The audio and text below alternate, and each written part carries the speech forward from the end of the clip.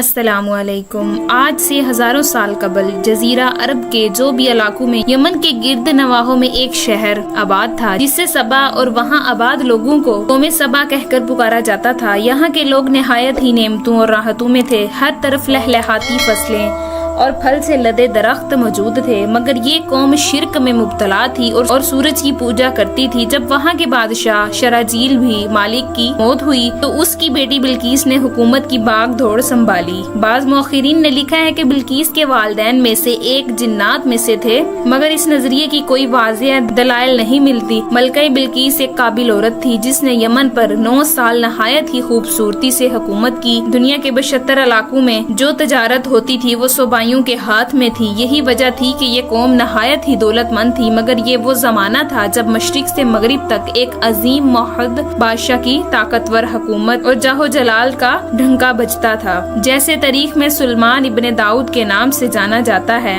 حضرت سلیمان علیہ السلام کی حکومت دنیا کے 72 ممالک میں تھی، جس کا دارالخلافہ یروشلم شہر تھا۔ آپ کو ہوا، جنات، چرند پرند اور جانوروں پر حکمرانی عطا کی گئی تھی۔ ایک دن کا واقعہ ہے کہ حضرت سلیمان علیہ السلام نے دربار لگایا تو جنوں، انس، جانور اور پرندے سب کے سب حاضر ہوئے، مگر ان کا چہیتا پرندہ ہدہد غائب تھا۔ آپ نے پوچھا ہدہد کہاں ہے؟ جب وہ نظر نہ آیا تو سلیمان علیہ السلام نے فرمایا اگر وہ اپنی غیر حاضری کی کوئی مناسب وجہ پیش نہ کر سکا تو اسے ذبح کر دیا جائے گا۔ ابھی یہ گفتگو ہو رہی تھی کہ ہدہد حاضر ہوا۔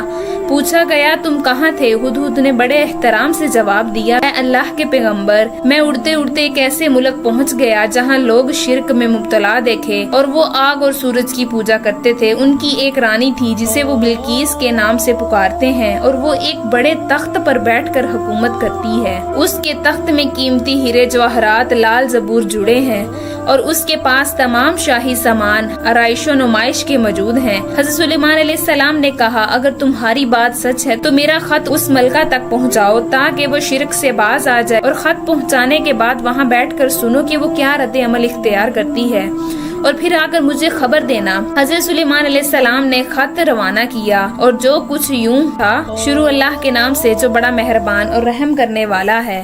یہ عزت والا خط سلیمان ابن داؤد کی جانب سے ملکہ سبا بلقیس کی طرف ہے جو ہدایت کی پیروی کرے اور اس کے لیے سلامتی ہے۔ مجھ پر غلبے کی خواہش نہ کرو، میرے مقابلے میں سرکشی اختیار نہ کرو، بلکہ فرما بردار اور مٹی ہو کر میرے پاس آ جاؤ۔ یہ خط دراصل ملکہ سبا اور اس کی قوم کی طرف دعوت اسلام تھی۔ ہدہد نے یہ خط لے جا کر ملکہ بلقیس کے گود میں گرا دیا۔ ملکہ کے دربار میں ایک اس وقت 300 کے قریب سردار بیٹھے تھے۔ انہوں نے یہ خط پڑھا تو تہش میں آ گئے اور کہا کہ یہ ہماری توہین ہے، ہمیں اس کا سخت جواب دینا چاہیے۔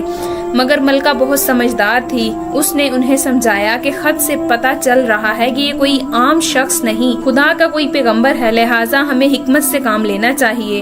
اس نے کہا کہ میں حضرت سلیمان علیہ السلام کی طرف ایک تحفہ بھیجتی ہوں، اگر انہوں نے قبول کر لیا تو وہ بادشاہ ہیں، میں اس سے جنگ کروں گی، لیکن اگر انہوں نے تحفہ قبول نہ کیا تو میں اس کی پیروی کروں گی کیونکہ وہ نبی ہیں۔ ہدہد یہ ساری گفتگو سن رہا تھا۔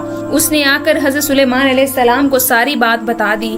حضرت سلیمان علیہ السلام نے جنات کو حکم دیا کہ شہر میں داخل ہونے والے راستے پر سونے چاندی کی اینٹوں کا فرش بچھا دیا جائے، راستے کے دونوں جانب سونے کی عجیب و خلقت جانور کھڑے کر دیے جائیں، حقیقت جانور کھڑے کر دیے جائیں، وزراء اور عمال سلطنت کی تمام کرسیوں کو سونے کا کر دیا جائے، دربار کو ہیرے جواہرات سے مزین کیا جائے۔ ادھر بلقیس نے حضرت سلیمان علیہ السلام کے لیے تحائف روانہ کیے جن میں سونے کی اینٹیں، جواہرات، غلام کنیزیں اور ملکہ کا ایک خط بھی تھا۔ جب یہ تمام تحائف لے کر قاصد حضرت سلیمان علیہ السلام کے دربار میں پہنچے تو انہوں نے یہ سب دیکھا تو شرمندہ ہوئے۔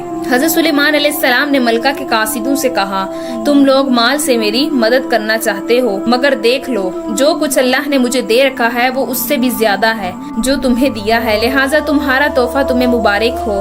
تم اپنے تحائف کے ساتھ واپس جاؤ اور اپنی ملکہ سے کہنا کہ ہمارا انتظار کرے، ہم ایک زبردست لشکر لے کر آئیں گے۔ جب یہ خبر ملکہ بلقیس کو پہنچی تو وہ سمجھ گئی کہ یہ واقعی اللہ کے نبی ہیں، لہٰذا اس نے جنگ کی بجائے حضرت سلیمان علیہ السلام کے دربار میں حاضر ہو کر اپنی اطاعت کا یقین دلانے کا فیصلہ کیا۔ جب سلیمان علیہ السلام تک یہ پیغام پہنچا تو آپ نے اپنے درباریوں سے کہا تم میں سے کون ہے جو ان کے متی ہو کر آنے سے پہلے ملکہ کا تخت میرے پاس اٹھا لائے گا؟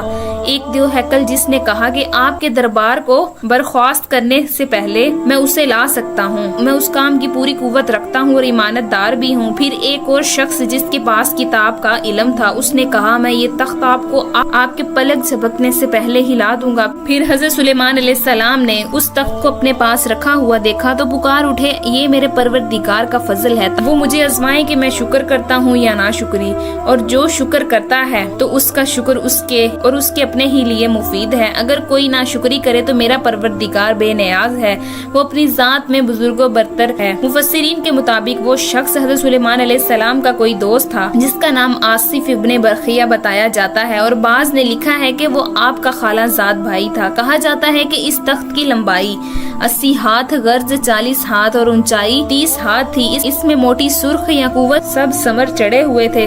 حضرت سلیمان علیہ السلام نے اس تخت میں رد و بدل کر دیا اور اس سے پہلے سے بھی بہتر بنا دیا۔ جب ملکہ بلقیس حضرت سلیمان علیہ السلام کے دربار میں حاضر ہوئی تو آپ نے پوچھا کیا تمہارا تخت بھی اسی طرح کا ہے؟ اس نے کہا یہ تو گویا ہو بہو وہی ہے، اور ہمیں تو پہلے ہی معلوم ہو گیا تھا کہ اور ہم فرما بردار ہو چکے ہیں۔ بلقیس کے آنے سے پہلے حضرت سلیمان علیہ السلام نے ایسی عمارت بنانے کا حکم دیا کہ جس کا فرش شیشے کا ہو، نیچے پانی جاری ہو اور پانی میں مچھلیاں اور دوسرے آبی جانور ہو۔ حضرت سلیمان علیہ السلام اس عمارت میں اپنی شاہی تخت پر جلوہ فروز تھے اور شیشے کے نیچے سے پانی اپنی پوری آب و تاب سے بہہ رہا تھا، جبکہ اس کے اوپر شیشہ نظر نہیں آتا تھا۔ بلقیس کو اس محل میں لایا گیا، جب اس نے فرش کو دیکھا تو سمجھی کہ یہ پانی کا ایک حوض ہے، لہذا اپنی پنٹلیاں سے کپڑا اٹھا لیا۔ سلیمان علیہ السلام نے کہا کہ یہ تو شیشے کا چکنا فرش ہے۔ تب وہ شرمندہ ہوئی اور بول اٹھی کہ اے میرے پروردگار، میں سورج کی پوجا کر کے اپنے آپ پر ظلم کرتی رہوں، اور اب میں نے